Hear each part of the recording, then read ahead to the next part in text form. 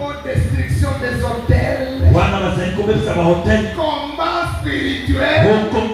Non, nous avons le Saint-Esprit qui chasse les démons ici, c'est fini. Et je vous dis simplement de devenir un chrétien, c'est arrêté. Oui, écoutez, je termine. Écoutez. C'est là que vous secouez un peu. C'est la vérité. Nous sommes à l'image de Dieu. Dieu est le créateur. Et la raison pour laquelle vous pouvez croire que Dieu peut guérir, il peut guérir une personne. C'est parce que Dieu est en vous. Même celui qui prie pour vous là. Je suis sûr que Dieu le fera. Puisque je sais que Dieu est à moi. Quand il va le faire, je saurai qu'il sort pour le faire. Pour croire que Dieu peut guérir quelqu'un, il faut d'abord l'avoir là. Et il m'a demandé à son père, papa, nous sommes en train de pêcher les poissons. Nous allons pas bis. Pour les gamins, je vois la cancer. Je vois des choses que Dieu a créées. Papa, je veux voir aussi Dieu. Il m'a pris de lui. Toi aussi. Mon fils. Papa, moi. Bon, va te demander à votre pasteur. Pasteur. Je vais voir.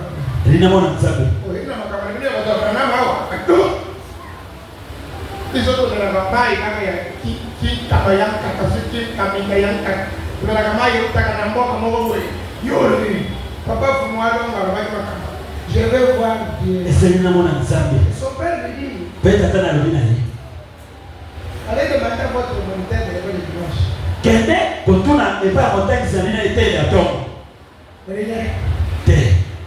Et son père lui dit, mon fils, Dieu est là dans la nature. Mais je connais, on peut mieux le voir quand il est dans un homme. Si Dieu est dans un homme, on le voit clairement que Dieu est là. Et Frère Branham me dit, un homme qui a bien à lui, il sait que Dieu peut guérir la maladie. Pourquoi? Puisque vous savez que Dieu est en vous. C'est Dieu qui a créé ce monde. Il a tout simplement prononcé cela par la parole.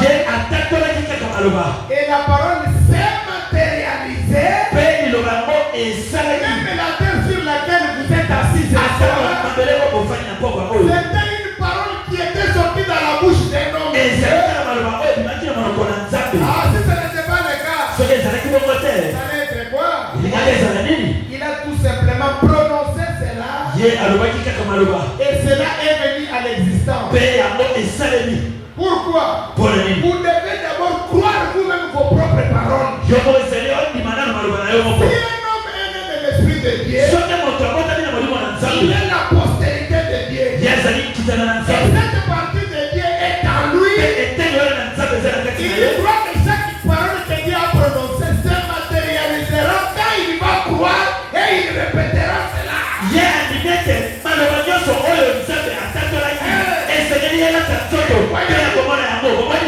Voyez-vous cela?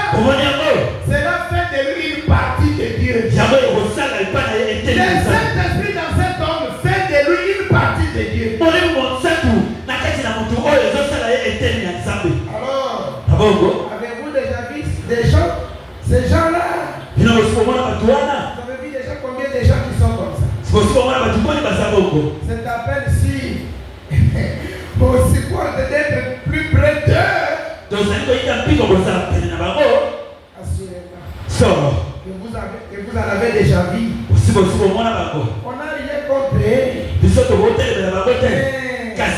On ne supporte pas être à côté d'eux.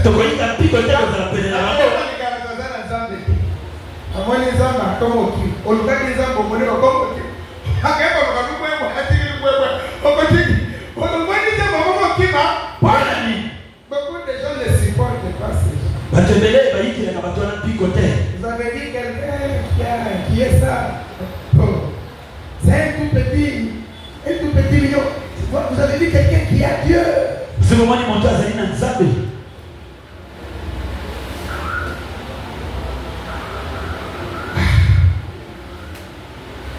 Nous voulons voir Dieu. Nous guérir ce soir. Nous voulons voir Dieu faire quelque chose pour nous. Et quand nous le voyons, c'est pour que nous puissions le croire. C'est pourquoi j'avais dit les Jéhovah des miracles.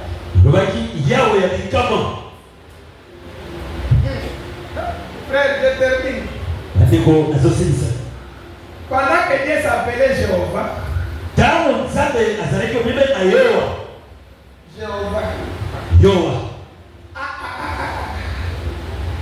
Jéhovah de l'Ancien Testament.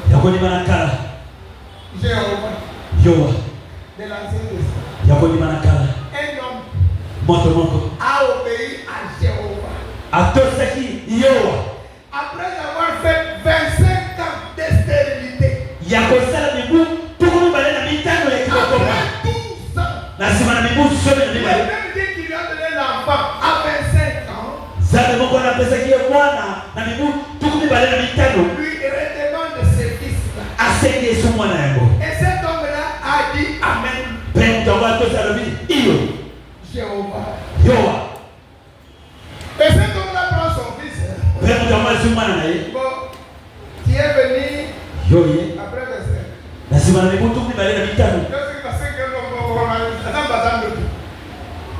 Bon, donne-moi ce fils.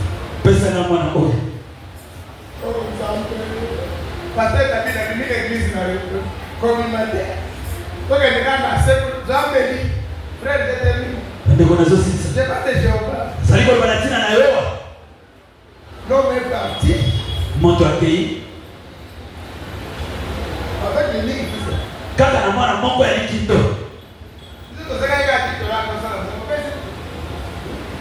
Il a marché 130 km. L'enfant lui dit. Qu'est-ce que Jéhovah a dit, papa? Jéhovah dit qu'on aille dans l'église ce soir, il va nous guérir. Comment est-ce qu'il le fera? Comment est-ce qu'il va le faire? Est-ce que le pasteur David a des bistouris pour m'opérer? Il est le Jéhovah des miracles. Au temps de Moïse, ils avaient seulement un serpent de l'air. Quand quelqu'un regarde avec la foi, aujourd'hui, le serpent de l'air là, c'est Jésus dans l'église. Moi je crois. Après 2 jours de marche, ils sont arrivés dans la forêt. Et Abraham prend les seuls fils là. Coupez. Oh. Père, nous appelons là. Calmez-vous, monsieur.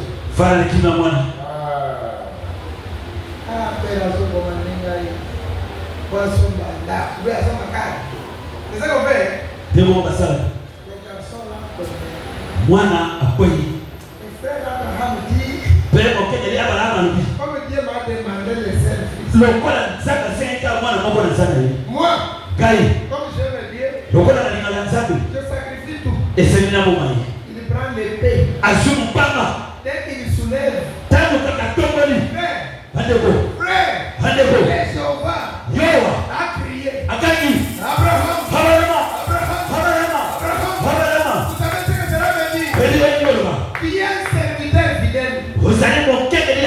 Il y a eu la foi à l'impossible.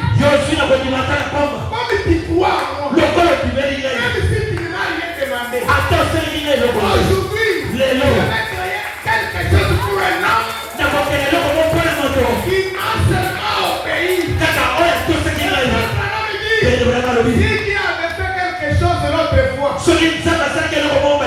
Pour quelqu'un qui était dans le désert, ce soir ici, il est dans le même besoin. Il créera quelque chose pour vous. Tu n'as pas demandé le bélier. Tu as besoin de bons reins. Tu as besoin que je puisse guérir la maladie ici d'opération. Je suis un Dieu tout puissant. Je suis le Jéhovah de l'Ancien Testament. Je suis le Jéhovah Jireh. Abraham, regarde à côté de toi. J'ai créé un bélier qui doit remplacer ton fils. Et autant de Branham. Branham qui est là, a créé des écureuils pour toi. Nous avons besoin de la guérison divine. Et des petites choses secondaires. C'est que les gens ont toujours trouvé tous les jours quand on prie. Tu cherches un bélier ici.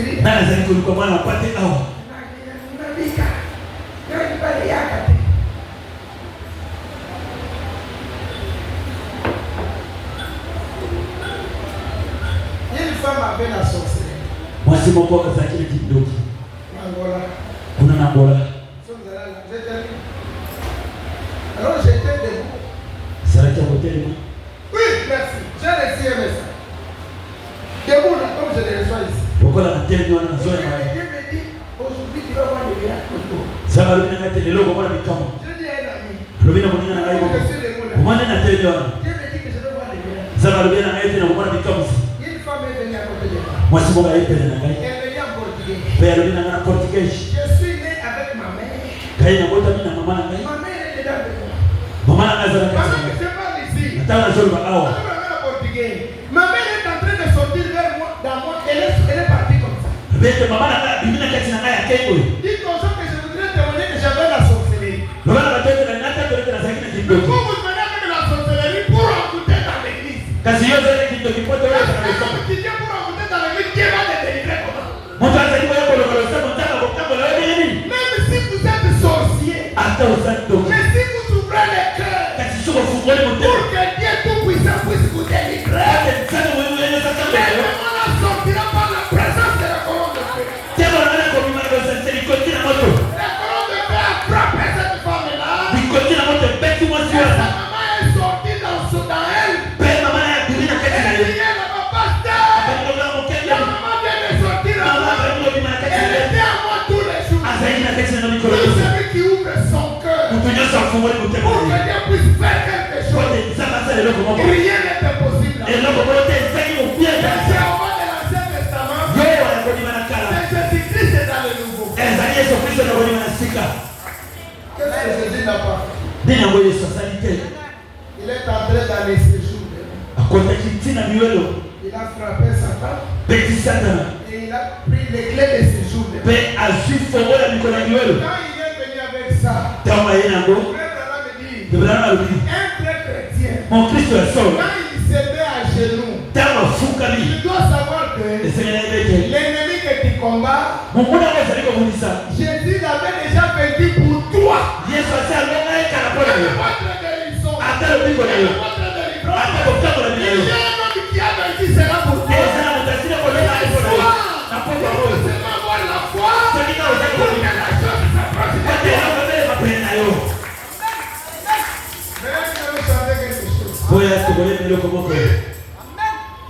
Merci Seigneur.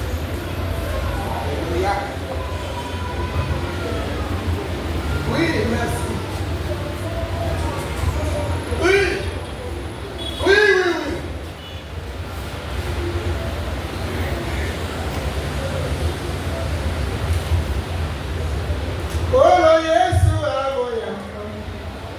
Bon,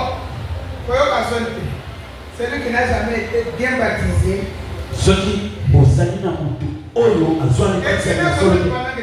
Tu as vu que vraiment tu n'es pas encore rentré. Et tu vas donner ton cœur à Dieu.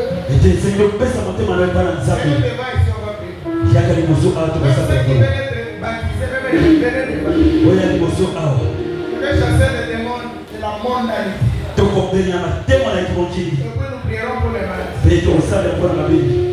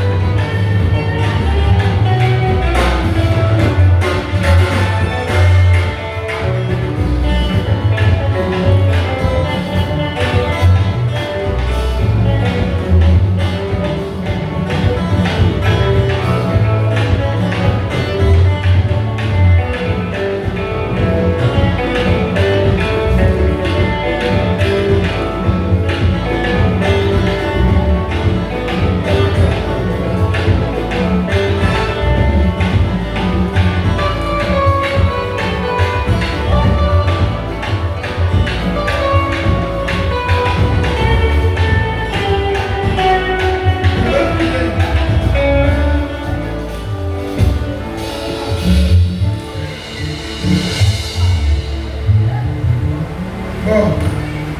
Merci.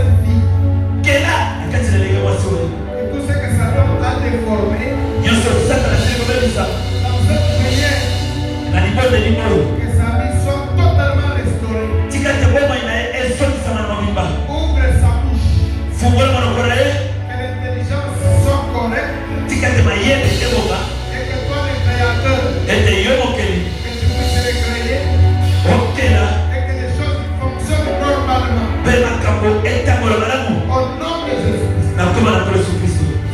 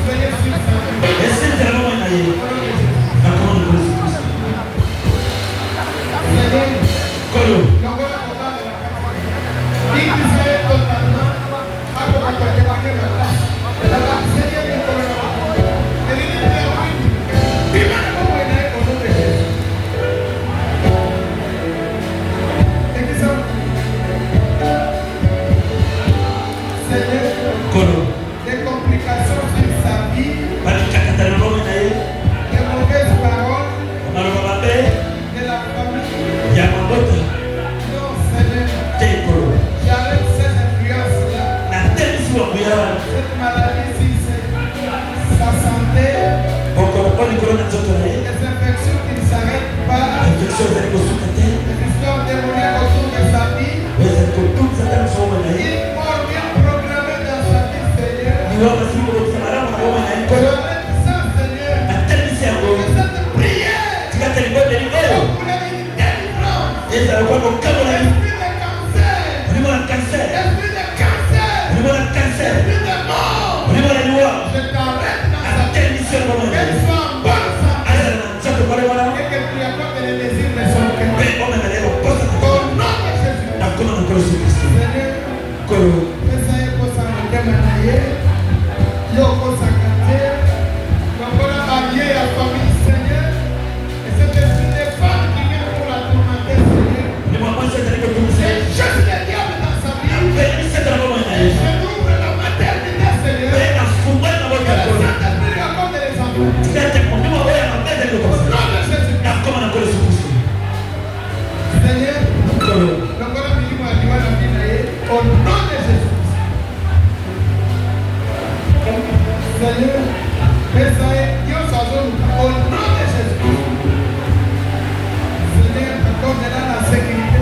Je chasse le plan de la mort sur ta vie. Au nom de Jésus. Seigneur, je prie sincèrement pour elle. Agis, Seigneur puissant, et donne-lui les désirs de son cœur. Au nom de Jésus. Seigneur, tous ces gens qui sont ici, j'essaie de tout mon cœur et qui pourraient être le don de guérison divine. Seigneur, accorder les désirs de leur cœur. J'arrête des maladies, Seigneur. Je chasse les diables dans leur vie. Ceux qui sont ici,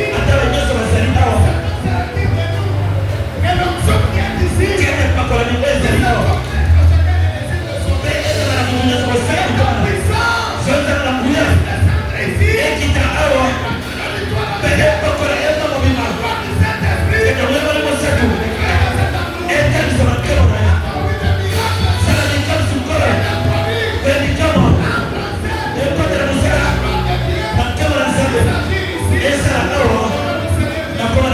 Cristo. Amen.